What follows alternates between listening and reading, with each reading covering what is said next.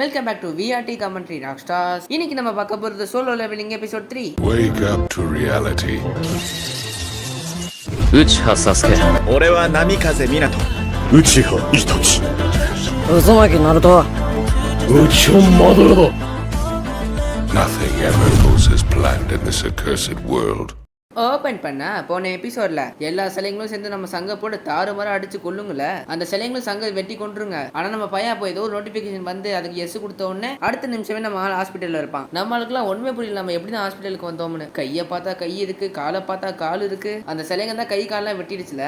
ஆனா எப்படி திரும்ப கை காலம் முளைச்சதுன்னு ஒண்ணுமே புரியாம ஒருவேளை இது கனவா இருக்குமோ அப்படின்னு நம்ம பையன் மண்டையை போட்டு குழப்பிக்கிட்டு இருப்பான். அப்ப திடீர்னு யாரோ கதவு திறந்து வர சவுண்டு. யாருன்னு பார்த்தா யாரோ 2 பேர் வருவாங்க. சங்கோ நீங்க எல்லாம் யாருன்னு கேட்பான். அதுக்கு அந்த மஞ்ச முடிக்காரரும் என்னோட பேரு ஊ ஜின்சுல், நான் வந்து ஹண்டர் அசோசியேட் சர்வேலன்ஸ் டீமோட ஒரு மேனேஜரா இருக்கேன். பக்கத்துல இன்னொரு ஒயிட் கலர்ல முடி வச்சிருக்கான்ல அவன் பேர் வந்து கேங் டாசி. நம்ம வந்து மஞ்ச முடிக்காரரை வந்து ஊனே கூப்பிடுவோம். அவர் வந்து ஹண்டர் அசோசியேஷன் டீம்ல வந்து ஒரு மேனேஜரா இருக்கார்ல அதுக்கான கார்டு காட்டுவாரு. அதுக்கப்புறம் தான் என்ன விவரம் சொல்லுவாங்க. நம்ம சங் வந்து ஹாஸ்பிட்டல்ல 3 நாளா அன்கான்சியஸாவே இருக்கானா. நம்ம ஹீரோ பேர் வந்து சன் ஜின் ஊ தானே. பேசாம நான் அவனை சங்குன்னு கூப்பிடாம ஜின்னே கூப்பிடுறேன். ஜின் வந்து என்ன கேட்பானா மிஸ்டர் சாங்கோ ஜோஹியும் எப்படி இருக்காங்கன்னு கேட்பான். மிஸ்டர் சாங் வந்து அவரோட ஒரு கையை வந்து இழந்துட்டாராம். அதனால அவர் ஹண்டர்ல இருந்து ரிட்டையர் ஆக வாய்ப்பு இருக்கு. அது மட்டும் இல்லாம ஜூஹி வந்து மன உடைச்சல்ல இருக்காங்க. அதனால இப்ப அவங்க சைக்காட்ரிக் கேர்ல இருக்காங்க. அவங்களோட கண்டிஷனை பார்க்கும்போது இதுக்கப்புறம் அவங்க ஹண்டரா இருப்பாங்களா இல்லையான்னு கூட தெரியல. ஊ வந்து என்ன சொல்லுவாருன்னா அந்த டபுள் டென்ஷன்ல இருந்து வெறும் 6 பேர் மட்டும் தான் நீங்க தப்பிச்சிருக்கீங்க. ஒரு ஹண்டரோட வேலை என்னைக்குமே ஆபத்து நிறைஞ்சிட்டா தான் இருக்கும். அதுக்கப்புறம் என்ன ஆச்சுன்னா அந்த இடத்துல இருந்து தப்பிச்சவங்க எங்களுக்கு இன்ஃபர்மேஷன் கொடுத்து ஒயிட் டைகர் கில்டு வந்து அந்த இடத்துக்கு வந்தாங்க. அவங்க அந்த இடத்துக்கு போய் பார்க்கும்போது நீங்க மட்டும் தான் அந்த இடத்துல தரையில விழுந்து கிடந்தீங்க. அது மட்டும் இல்லாம அந்த இடத்துல எந்த ஒரு சிலையும் எந்த ஒரு கோயிலும் இருக்கிற மாதிரி ஒரு ட்ரேஸ் கூட இல்லை. உங்களால நம்ப முடியாதுன்னு எனக்கு தெரியும். ஒரு விலங்கு தான் தப்பிச்சு வந்தவங்க தப்பான இன்ஃபர்மேஷன் ஏதாவது கொடுத்து இறந்து போனவங்க உடனும் கிடைக்காம இருந்திருந்தா உங்க டீம் மேல தான் எல்லாருக்கும் டவுட் வந்திருக்கும். பயப்படாதீங்க, இது ஒன்றும் உண்மை இல்லை. இது வெறும் எங்களோட யூகம் மட்டும்தான். ஆமா நீங்க வந்து 2வது அவேக்கன் பண்ண மாதிரி உங்களுக்கு ஃபீல் ஆகுதா? அதுக்கப்புறம் தான் 2வது அவேக்கன் என்னன்னு சொல்லுவாங்க. ஒரு ஹண்டர் பிறக்கும் போது அவன் சக்தி இவ்வளவுதான ஒரு லிமிட்ல இருக்கும். அந்த பவர் வந்து ஏறவும் செய்யாது குறையவும் செய்யாது. ஆனா ஒரு சில ரேர் கேஸ்ல இந்த 2வது அவேக்கன் ஒன்று நடக்கும். ஒரு ஹண்டருக்கு 2வது அவேக்கன் ஆயிடுச்சுன்னா அவன் சக்தி பல மடங்கு அதிகரிக்கும். அப்படி செகண்ட் அவேக்கன் ஆயிடுச்சுன்னா அவங்க கண்டிப்பா எஸ் ரேங்கா மாறிடுவாங்க. இதோ இங்க வந்து ஒரு கோல்டு கலர்ல ஒரு மீட்டர் மாதிரி இருக்குல்ல, இது பேர் வந்து மனா மீட்டர். நம்ம சங்கம் அதுல கை வைப்பான். ஊவும் மனசுல தப்பிச்சவங்க சொன்ன மாதிரி அந்த இடம் ரொம்ப ஆபத்தானதா இருந்திருந்தா ஒரு ஈரான் கண்டரால கண்டிப்பா அங்க தாக்கு பிடிச்சிருக்கவே முடியாது. அப்படி இவன் தப்பிச்சிருக்கானா இவன் ஒருவேளை செகண்ட் அவேக்கன் பண்ண வாய்ப்பு இருக்கு. அப்படி இவன் பண்ணிருந்தா இவன் ஏ ரேங்க் இல்ல எஸ் ரேங்க் தான். ஜின் வந்து அந்த மனமீட்டர்ல கை வச்சிருப்பான்ல, ஜின்னோட பவர் லெவல் எவ்வளவு இருக்குன்னு பார்த்தா வெறும் 10 தான். ஜின்னும் ஆர்வமா என்ன நான் செகண்ட் அவேக்கன் பண்றேன்னா என் பவர் லெவல் எவ்வளவு இருக்கு அப்படின்னு ரொம்ப ஆர்வமா கேட்பான். அவங்களும் இல்ல ஏதோ தப்பா நடந்திருக்கு போல எங்களை மன்னிச்சிருங்கன்னு சொல்லிட்டு அவங்க பாட்டுக்கு வெளியே போயிருவாங்க. சொல்ல போனா ஒரு சாதாரண ஈரான் கண்டரோட பவர் லெவல் 70க்கு மேலதான் இருக்கும். ஆனா நம்ம பையலுக்கு வெறும் அசிங்கமா 10 தானே இருக்கு. அப்படி பார்த்தா இவன் ஒரு சாதாரண மனுஷன் தான். செகண்ட் அவேக்கனும் ஆவல. அது மட்டும் இல்லாம இப்ப அந்த டஞ்சனும் க்ளோஸ் ஆயிடுச்சு. அந்த டஞ்சனுக்குள்ள போயிட்டு இன்வெஸ்டிகேஷன் கூட பண்ண முடியாது. நம்ம பையல கடுப்பாயிட்டு அட போங்கடா அப்படின்னு சொல்லிட்டு படுத்துட்டு இருப்பானா. அப்ப திடீர்னு மறுபடியும் அந்த நோட்டிபிகேஷன் வரும். என்னப்பா இது மறுபடியும் வந்துச்சு, ஒருவேளை இது நம்ம கணக்கு மட்டும் தான் தெரியுமோ. ஜின்னு அந்த நோட்டிபிகேஷனை தொடலான்னு பார்த்தா தொட முடியாது. அப்பதான் ஜின்னுக்கு ஞாபகம் வரும் அந்த சிலை கத்தி எடுத்து வெட்ட வரும்போது இந்த நோட்டிபிகேஷன் அப்ப வந்திருக்கும்ல, அப்ப வந்தது இப்பதான் எனக்கு ஞாபகமே இருக்கு. அப்பதான் நம்ம ஜின்னோட தங்கச்சி ஜின்னா வருவா. இவளோட முழு பேர் வந்து சங் ஜின்னா. நம்ம வந்து இவளை ஜின்னானே கூப்பிடுவோம். பாவம் புள்ள ஜின்னை பத்தி ரொம்ப கவலைப்பட்டிருக்கா. ஜின்னா வந்து ஜின்னை போட்டு தாறுமாறா திட்டுவா. ஏன் தான் எப்ப பார்த்தாலும் நீ இந்த மாதிரி பண்றியோன்னு. எப்ப பார்த்தாலும் அடி வாங்கிட்டு ஹாஸ்பிட்டல் கிடக்கிறதே உன் வேலையா போச்சு. நீ இப்படியே பண்ணிட்டு கண்டிப்பா நான் ஸ்கூல்ல நிப்பாட்டி வேலைக்கு போக வேண்டியதா இருக்கும். அதுக்கப்புறம் நீ ஹண்டரா இருக்க தேவையில்ல. ஜின்னும் சரி மன்னிச்சிருப்பா, சரி உன் கண்ணுக்கு இது தெரியுதா அப்படின்னு ஜின்னு நோட்டிபிகேஷனை காட்டுவான். ஆனா அவ கண்ணுக்கு ஒண்ணுமே தெரியாது. ஜின்னும் என்ன மன்னிச்சிருப்பா, ஆமா நீ வந்து நிறைய கேம்ஸ் எல்லாம் விளையாடுவல, அதுல வந்து ஏதாவது படிக்காத மெசேஜ் இருந்தா அன்ரீட் நோட்டிபிகேஷன் கேம்ல காட்டும் தானே, அந்த நோட்டிபிகேஷன் நம்ம எப்படி படிக்கிறது? ஜின்னாவும் டே உன் மூலையில ஏதாவது ஆயிடுச்சாடா, சரி சொல்ற கேள்வி மெசேஜ் பாக்ஸ் ஓபன் பண்ணி தான் மெசேஜ் படிக்கணும். நம்ம பையலும் மெசேஜ் பாக்ஸானு சொல்லுவான். அப்ப திடீர்னு அந்த நோட்டிபிகேஷன் வந்து மெசேஜ் பாக்ஸே வந்துடும். அப்படின்னு நம்ம பையன் சொல்றத வச்சு அதை கண்ட்ரோல் பண்ணலாம் போல. நம்ம பையல இதை பத்தி நல்லா யோசிச்சுக்கிட்டே இருப்பான். ஜின்னாவும் சரி நீ உடம்ப பாத்துக்கோ நான் வந்து ஸ்கூலுக்கு போறேன்னு சொல்லிட்டு கிளம்பிடுவாளா. வெளியே வந்து ஜின்னாவோட ஃப்ரெண்டு கூட வெயிட் பண்ணி தான் இருப்பா. மெசேஜ் பாக்ஸ் ஓபன் பண்ணதுக்கு அப்புறம் தான் தெரிஞ்சது ஏகப்பட்ட மெசேஜ் இருக்கு. ஜின்னும் இது ஒரு சிஸ்டம் போல. இந்த சிஸ்டம் வந்து பிளேயரை டெவலப் பண்றதுக்காக வடிவமைச்சிருக்காங்க. டெய்லி ஒரு சில மிஷின்லாம் இருக்கும். அந்த மிஷின் எல்லாத்தையும் கம்ப்ளீட் பண்ணணும். ஒருவேளை எல்லா மிஷினையும் முடிச்சா ரிவார்ட்ஸ் கூட கிடைக்கும். ஒருவேளை டெய்லி மிஷினை முடிக்கலாம் பெனால்ட்டி கூட கிடைக்கும். பெனால்ட்டினா தண்டனை கூட சொல்லலாம். ஜின்னு அப்படின்னா டெய்லி மிஷின் சொல்லிட்டு அப்படி என்ன மிஷின்ஸ் கொடுத்துருக்காங்க செக் பண்ணி பார்ப்பான். டெய்லி மிஷின் வந்து ஸ்ட்ரென்த் ட்ரைனிங். என்னென்ன மிஷின் பார்த்தா 100 புஷ்அப் 100 சிட்அப்ஸ் 100 ஸ்குவாட்ஸ் ரன்னிங் 10 கிலோமீட்டர். டெய்லி மிஷினை முடிக்க முடியலன்னா கண்டிப்பா தண்டனை இருக்கும். ஆடா போங்கடா நான் வந்து இப்ப ஹாஸ்பிட்டல்ல இருக்கேன், இதெல்லாம் பண்றதுக்கு நான் என்ன ஒன் பஞ்ச் மேன் சைத்தாமாவா அப்படின்னு நம்மால படுத்துருவான். ஆனா அந்த மிஷினுக்கு கீழே டைமர் ஓடிட்டு இருக்கு. அதுக்கப்புறம் ஓ சேலமன் யார்கிட்டயே பேசிட்டு இருப்பான். இவங்க 2 பேரும் ஜின்ன போய் பார்த்துட்டு வந்தாங்கல்ல, இவங்க நினைச்ச மாதிரி ஜின்னு ஒன்று செகண்ட் அவேக்கன் ஆகலையாம். ஆனா அவன் எப்படி தப்பிச்சான்னு தெரியல சொல்லிட்டு ரொம்ப ரொம்ப குழப்பத்திலே இருப்பாங்க. அந்த சேர்மேனும் ரொம்ப குழப்பமாவே நல்ல வேலை அந்த டபுள் டென்ஷன் க்ளோஸ் ஆயிடுச்சு ஆயிடுச்சு, இல்லைன்னா நிலைமை ரொம்ப மோசமா இருக்கும், இந்த கேஸை நம்ம ரொம்ப சீரியஸா எடுத்துக்கணும்னு சொல்லிட்டு அப்படியே போன் வச்சிருவாரு. அதுக்கப்புறம் கமாண்டரை காட்டுறாங்க. அவர் வந்து சாஹேவை கூப்பிட்டு நீங்க வந்து ஹண்டரோட இன்ஸ்ட்ரக்டரா இருங்கன்னு சொல்லிட்டு அந்த இன்ஸ்ட்ரக்டர் பொறுப்பை வந்து சாஹே கிட்ட கொடுப்பாரு. ஆனா சாஹே வந்து அந்த அளவுக்கு அவ்வளவு பெரிய பொறுப்பெல்லாம் எடுக்க முடியாது சொல்லிட்டு ரொம்ப ரொம்ப திணறுவாங்க. கமாண்டரும் அதெல்லாம் ஒண்ணு இல்ல, நீங்க ரொம்ப நர்வஸ் ஆகாதீங்க, நீங்க வழக்கப்போல டஞ்சனுக்குள்ள போய் சண்டை போடலாம், உங்களை பார்த்து ஒரு சில பேர் கத்துக்க போறாங்க, அவ்வளவுதான், இதுல ஒண்ணு அவ்வளவு பெரிய பொறுப்பெல்லாம் இல்ல. அதுக்கப்புறம் சிட்டில ஏதோ ஒரு இடத்துல காட்டுறாங்க. அந்த இடத்துல பார்த்தா திடீர்னு ஒரு டஞ்சன் கேட் உருவாக்கிடுச்சு.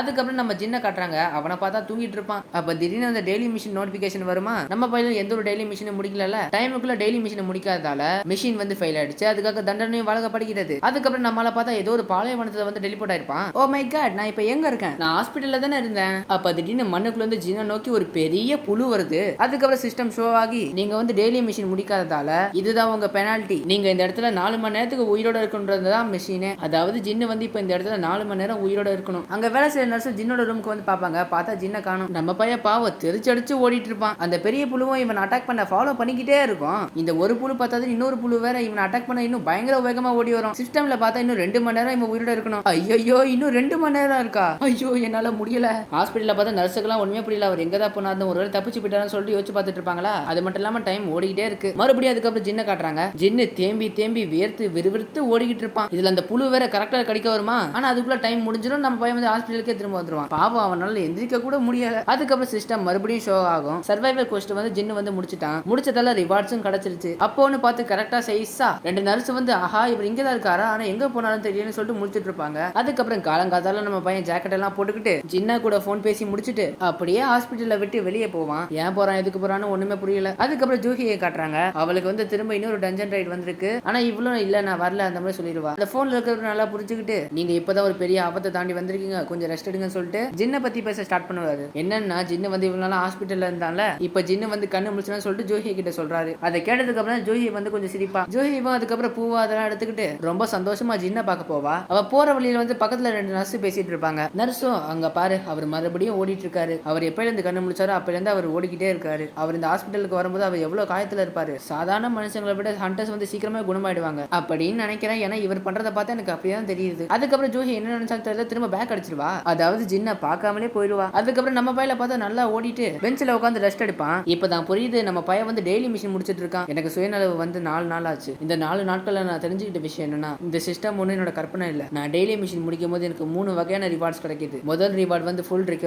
ரிகவரினா உடம்பு டயர்டா இருந்திருக்குள்ள திரும்ப புத்துணர்ச்சி ஆக்குறது. அதுக்கப்புறம் 2வது எபிலிட்டி பாயிண்ட்ஸ். இந்த எபிலிட்டி பாயிண்ட்ஸ் வச்சு நான் எந்த திறமையை தேர்ந்தெடுக்கிறேனோ இந்த எபிலிட்டி பாயிண்ட்ஸ் நான் அந்த திறமைக்கு கொடுக்கலாம். நான் இப்போதைக்கு என் எபிலிட்டி பாயிண்ட்ஸ் வந்து நான் ஸ்ட்ரென்த்துக்கு கொடுக்குறேன். ஏன்னா ஸ்ட்ரென்த் அதிகப்படுத்தினா தான் என்னால பவர்ஃபுல்லா மாற முடியும். முன்ன விட இப்ப நான் பலசாலியாட்டேன்னு என்னால உறுதியா சொல்ல முடியும். சொல்ல போனா இந்த சிஸ்டம் பார்க்க அப்படியே கேம் மாதிரி இருக்கு அப்படின்னு சொல்லிட்டு நம்மளால தனியா சிரிச்சுக்கிட்டு இருப்பான். இவன் தனியா சிரிக்கிறத பார்த்து எல்லாரையும் பார்த்துட்டு இருப்பாங்க. அதுக்கப்புறம் கடைசியா 3வது ரிவார்ட் ரேண்டம் லூட் பாக்ஸ். அந்த பாக்ஸை ஓபன் பண்ணி பார்த்தா அட ஆத்தா அதுல ஏதோ ஒரு சாவி இருக்கும். அதுவும் வித்தியாசமான சாவியா இருக்கும். இதுக்கு முன்னாடி நம்ம பைலுக்கு வந்து தேவையில்லாத அந்த பொருட்கள் தான் கிஃப்ட் பாக்ஸ்ல கிடைச்சிருக்கும். ஆனா இந்த வாட்டி வித்தியாசமா ஒரு கீ கிடைச்சிருக்கு. இந்த கீ எதுக்கானதுன்னு பார்த்தா இது வந்து ஒரு டஞ்சனை ஓபன் பண்றதுக்கான கீ. இது வரைக்கும் நடந்ததை வச்சு பார்க்கும்போது இது கண்டிப்பா என்ன பலசாலியாக்கும் தோணுது. ஜின்னோட அம்மாக்கு என்ன ஆச்சுன்னா இட்டர்னல் ஸ்லீப்னு ஒரு நோய் வந்திருக்கு. இது வந்து நிரந்தரமா தூங்குற மாதிரி ஒரு டிசீஸ். இந்த உலகத்துல வந்து எப்ப டஞ்சன் கேட்ஸ்ல ஓபன் ஆச்சோ அப்ப இருந்ததான் இந்த நோய் எல்லாம் உருவாச்சான். ஆனா இந்த நோய் வந்து 1000த்துல ஒருத்தவங்களுக்கு தான் வரும். அந்த 1000த்துல ஒருத்தவங்க தான் உங்க அம்மா. இப்போதைக்கு இதை சரி பண்றமே ஒரு கீழ் கூட இல்ல. வேணா வந்து லைஃப் வேணா சேவ் பண்ணலாம் அவ்வளவுதான். அதுக்கப்புறம் பார்த்தா நம்ம பையன் புஷ்யப்படுத்துக்கு இதெல்லாம் யோசிச்சுட்டு இருப்பான். ஜின்னு வந்து ஹண்டரா இருக்கிறதுக்கு முன்னாடி ஒரு கொத்தனாரா தான் இருந்திருக்கான். அதாவது கொத்தனார் லேபரா. அதுக்கப்புறம் தான் நம்ம பையலுக்கு இதெல்லாம் பத்தாதுன்னு சொல்லிட்டு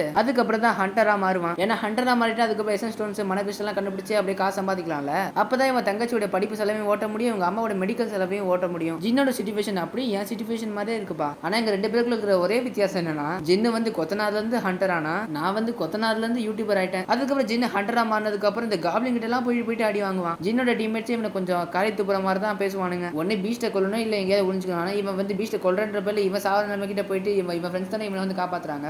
ஜின்னும் அப்ப மன்னிச்சிடுங்கன்னு சொல்லிட்டு அப்படி இருப்பான். அது எல்லாத்தையுமே ஜின்னு நினைச்சு பார்த்துட்டு இனிமே என்னோட எபிலிட்டி பாயிண்ட்ஸ் வந்து நான் ஸ்ட்ரென்த்துக்கு தான் யூஸ் பண்ணுவேன் அப்படின்னு அவன் ஸ்ட்ரென்த் இன்க்ரீஸ் பண்ணிட்டு ஆப்பிள் உடச்சிருவான். அதுக்கப்புறம் ஒரு மெட்ரோ ஸ்டேஷனுக்கு முன்னாடி நின்றுக்கிட்டு நல்லா தைரியத்தை வளர்த்துக்கிட்டு அந்த சாவி எடுத்து அந்த ஸ்டேஷனுக்கு முன்னாடி இருக்கிற லாக்கை வந்து ஓபன் பண்ணுவான். அப்போ ஒரு திருவின உடனே ஒரு டஞ்சன் கேட்டே ஓபன் ஆயிடும். ஆனா இந்த கேட்டு வந்து கொஞ்சம் வித்தியாசமான கேட்டா இருக்கும். ஜின்னும் தைரியத்தை வளர்த்துக்கிட்டு என்னால முடியும்னு சொல்லிட்டு அந்த டஞ்சன் கேட்டுக்குள்ள போவான். உள்ள போய் பார்த்தா அப்படியே ஸ்டேஷன் மாதிரி தான் இருக்கும். அதுக்கப்புறம் திடீர்னு அந்த கேட்டு மூட போகுதுன்னு சொல்லிட்டு நோட்டிபிகேஷன் வருமா. அதுக்கப்புறம் வெளியே போகவே முடியாத மாதிரி கேட்டு க்ளோஸ் ஆயிரும். ஆனா மத்தவங்க ஈஸியா ஜாலியா அசால்ட்டா போவாளுங்க. ஏன்னா இந்த டஞ்சன் கேட் வந்து இப்ப வேற ஒரு டிமென்ஷன்ல இருக்கு. ஒரே இடம் வேற டிமென்ஷன். இப்ப போனாலே ஒரு பொண்ணு அவ வந்து ஒரிஜினல் டிமென்ஷன். இப்ப நம்ம பையன் வேற டிமென்ஷன்ல இருக்கான். அதனால அவ கண்ணுக்கு தெரியுது. ஜின்னும் சரி வெளியே வெளியே தப்பிச்சும் போக முடியாது. அதனால நம்ம கண்டிப்பா இங்க ஜெயிச்சுட்டு தான் போகணும், வேற வழியே இல்ல. ஆனா உள்ள போனதுக்கு அப்புறம் தான் கொஞ்சம் பயப்படவே செய்வான். ஏன்னா இவன் ஈராங்கு பீஸ்ட் சாவடி வாங்குவான். இப்ப வேற தனியா ஒரு டென்ஷனுக்கு வேற வந்திருக்கானா, அதுவும் தனியா. என் ஃப்ரெண்ட்ஸ் இப்ப வேற யாருமே இல்ல. தனி ஒரு ஆளாவே என்னால அந்த பாஸை கொல்ல முடியுமா? இந்த டென்ஷனோட பாஸை கொன்னாதான் என்னால வெளியே போக முடியும். அது வரைக்கும் இந்த கேட் வந்து சீல தான் இருக்கும். அதனால இப்ப எனக்கு வேற வழியே இல்ல. நான் தனி ஒரு ஆளாவே இந்த டென்ஷனோட பாஸை கொன்னே ஆகணும். அதுக்கப்புறம் சின்ன கத்தி எடுத்துக்கிட்டு கொஞ்சம் பயந்துகிட்டே போயிட்டு இருப்பான். இவன் வெளியே இருந்த போது இந்த கொஞ்சம் நம்பிக்கை இப்ப கொஞ்சம் கொஞ்சமா குறைஞ்சுக்கிட்டு இருக்கான். அப்ப திடீர்னு 3 காப்ளின் பீஸ்ட் இறங்குங்க. இந்த காப்ளின் பீஸ்ட்டை பார்த்தோன்னே நம்ம பயலுக்கு அந்த நாள் ஞாபகம். ஏன்னா இந்த பீஸ்ட்டுங்க கிட்ட தானே அவன் சாவடி வாங்கிட்டே இருப்பான். அதுக்கப்புறம் இந்த 3 காப்ளின் பீஸ்ட் நம்ம சின்ன போட்டு சாவடி அடிக்க வருங்க. நம்ம பையன் கத்தியை வச்சுட்டு எப்படி அப்படி இப்படின்னு சொல்லி தடுத்துக்கிட்டே இருப்பான் கத்தியை வச்சுக்கிட்டு. ஆனா அதிகபட்சம் டிஃபென்ஸ் மட்டும் தான் பண்ணிட்டு இருப்பான். அதுக்கு நான் பிளான் போட்ட மாதிரி 3 பவர்ல தான் அடிக்க வருங்க.